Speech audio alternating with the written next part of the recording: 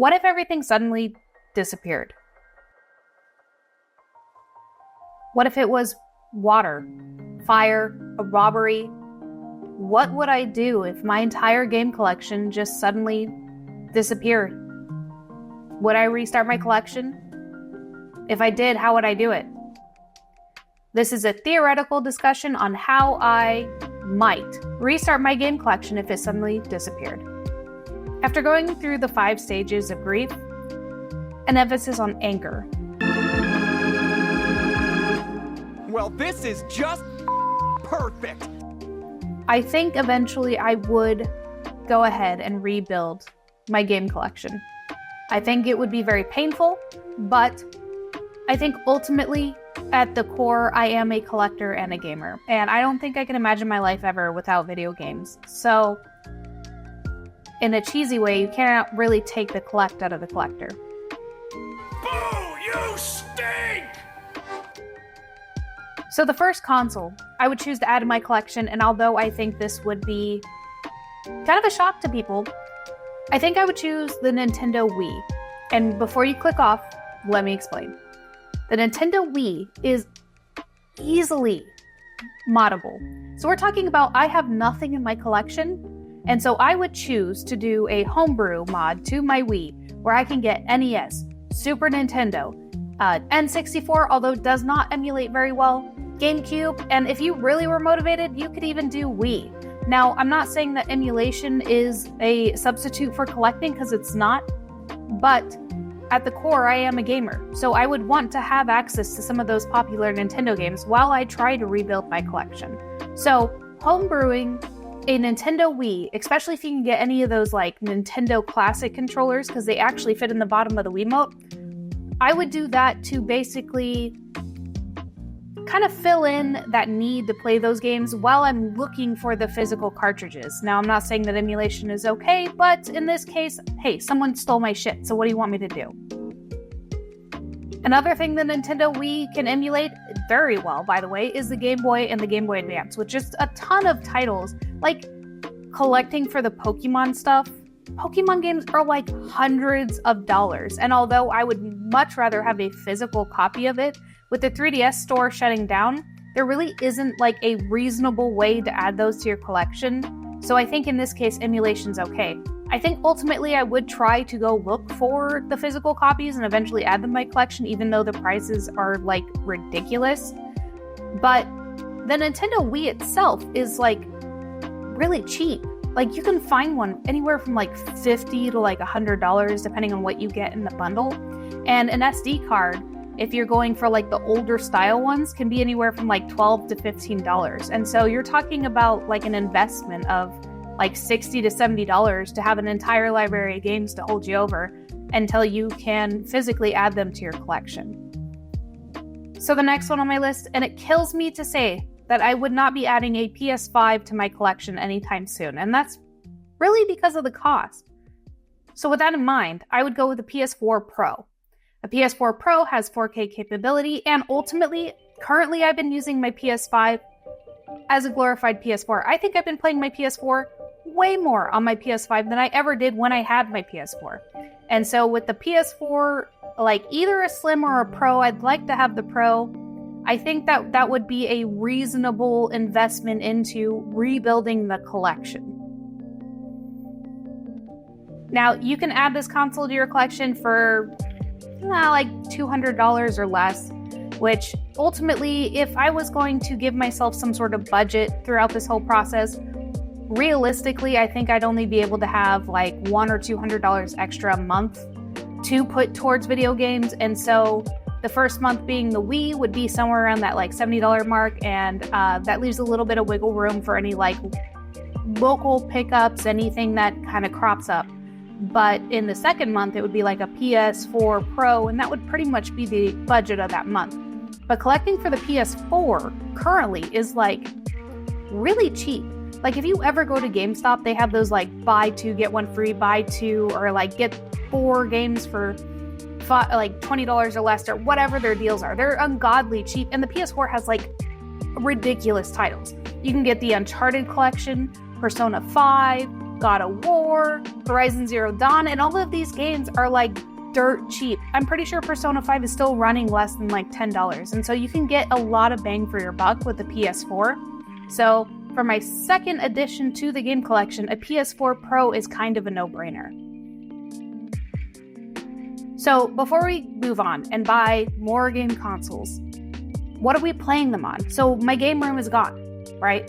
So what are we playing on? I am a firm believer in playing original hardware, like on a CRT. Now, CRTs are not as easy to come by as people kind of have realized that people are looking for them and charging like ungodly amounts of money. But if you're not going for like a Sony Trinitron, you can find CRT TVs still at a semi-reasonable price. Like my TV is a Toshiba TV, and I think I got it for like $20 or less with the remote. And even if you don't go for a CRT, if you still go for an older style TV, like I have a Panasonic TV that is both AV and HDMI capable, that would be the perfect starter TV. I got it for $20. It's crazy heavy and it's a pain to move, but if you were on a budget, it would be like one of the perfect TVs to have because you could play both modern and retro without it really looking that bad. I mean, I played the Super Nintendo on this TV and it looks great. Even better, the Wii U looks great on it, and so does the Xbox 360. And so just because you can't buy the Holy Grail right off the bat does not mean that you should not be looking for retro TVs that fit kind of like the consoles in the era. I find that if you find a TV that was released around the time of whatever console you're collecting for, that it makes the console look its best. I am telling you, my Wii and my Xbox 360 look the best on this TV, and if I had a bigger game room, I would probably have a TV set for like each like time period of my consoles because it makes it look that much better. So in my theoretical collection, we've got a Wii, we've got a PS4, and we've got one or two TVs. Maybe a CRT, maybe a blend, whichever. So what would be my next console to hunt for? Well, with all the hype going on with the Xbox 360, why not the Xbox 360 before prices get ungodly unreasonable? An Xbox 360 console is not actually that much. I think it's somewhere around like $100 to $110. Now, you would say, Sam, the console's not the expensive part, it's the games. It is, but not quite yet. There are some titles that have completely skyrocketed, but I do think there are some titles that you can get at a reasonable price. I just recently went game hunting in one of my videos and was able to find a bunch of games that were less than $10 a piece. So you can get a bunch of amazing titles. I obviously have to say Fable 2, but you can get like any of the Borderlands games, Oblivion, Overlord. I mean, there's a ton of Xbox 360 games that are reasonably priced. So for that month, you could do an Xbox 360, have about $80 to spend on video games, and truly, you could get like easily like 5 to 8 like just banger titles. And so I think for me, I'd want to add the Xbox 360 back into my collection sooner than later before those prices get to the point where I can't collect for it anymore. I think to kind of finish off this list, the next console I would look for, and this one is something I kind of got into later in life, but I think I would go for the Sega Genesis. And the reason I say that is, one, I didn't grow up with it. Two, it's still not too expensive to collect for. Now, ultimately, for like games that are worth buying are gonna be somewhere around like $30 to $40. But ultimately, the Sega Genesis, the console itself is really not that expensive to collect for. Even in the box, I think it's somewhere around like, I don't know, like $100 or so. But the games are something that I didn't get to experience. And a lot like the N64, I don't like emulating consoles that have controllers that have a very specific feel to them. And so for the Sega Genesis, I don't think I could emulate it with feeling like I was getting everything out of it. And I really do believe in playing older consoles on older TVs physically in person. Now, if you emulate, that's whatever. Like, not everyone has extra money to spend on video games, but for me, I think it would be important for me to add a Sega Genesis back into the collection, just so that I can experience some of those titles. Now, some games for the Sega Genesis have gotten like ridiculously expensive, like Castlevania Bloodlines. I think I bought that game in the box with like a manual for like $200, which ultimately I think I spent too much on that. but that's a lesson learned for me. But I think I would like to, say Sonic 2, not that expensive, Aladdin. You can even get the Lion King on it. I prefer the Super Nintendo version, but ultimately you can get that on that. Now, the reason I don't care about emulating like the Super Nintendo is because ultimately I can use an SNES Classic controller through the Wii controller, and unless it's a game I've played like a lot, I don't notice the lag all that much.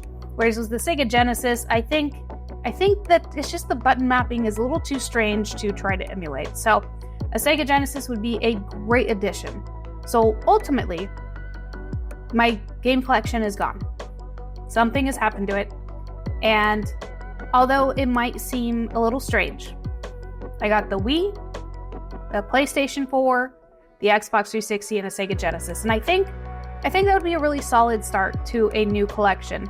Not only is it still semi-budget friendly, but you get a variety. And I didn't even mean to do that on purpose. But ultimately,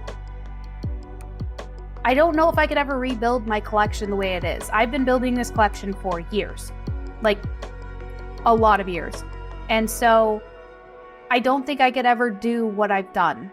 Not with the way that the gaming climate is today. Not the way the game collecting is. Ultimately, I think I'd have to be a lot more pickier about what I add to collection. A lot more wise about what I spend my money on. Now, ultimately, if you're going to build a collection from zero or rebuild a collection, my ultimate solution here is go ahead and look on like places like Facebook Marketplace for bundles. If you can afford to buy bundles, you can get a much better deal on a much larger quantity of video game items. And then whatever you don't want, you can go ahead and sell. Now, I'm not saying go out there and be a reseller. Now, if you are, again, whatever. But ultimately, the bigger the bundle, the more you're going to save.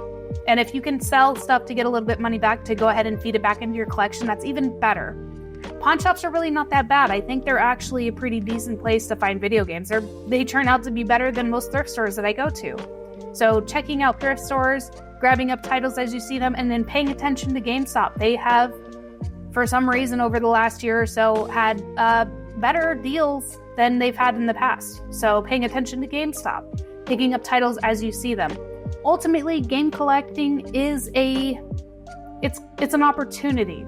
Like, it's an opportunity type hobby, meaning that you come across the stuff when you come across them, but you have to actively go out and hunt for them. So whether that be garage sales or otherwise, but it is usually opportunity that comes knocking on your door to give you those video games to add to your collection for a decent price. Otherwise, you're just paying eBay prices like everybody else. So being an active hunter is going to be your best bet when trying to rebuild a collection. But that's pretty much what I would do. Thank you for joining me in this theoretical, since my game room has been torn down, it just had me thinking, if I lost this all, what would I do? And I think it would take me a long time to get over it. I really do. I don't think I'd ever get over it, if we're being honest. But I would like to think that I'd try to get back on my feet and start collecting again. And I think this is where I would start, and I think it's a good, solid start. So thank you guys so much for watching. Let me know what you think in the comments down below. Would you rebuild your collection if it suddenly disappeared, caught on fire, or got robbed? Would it be too hard? Thank you guys so much for watching. And don't forget, there's a pixelated world waiting out there for you.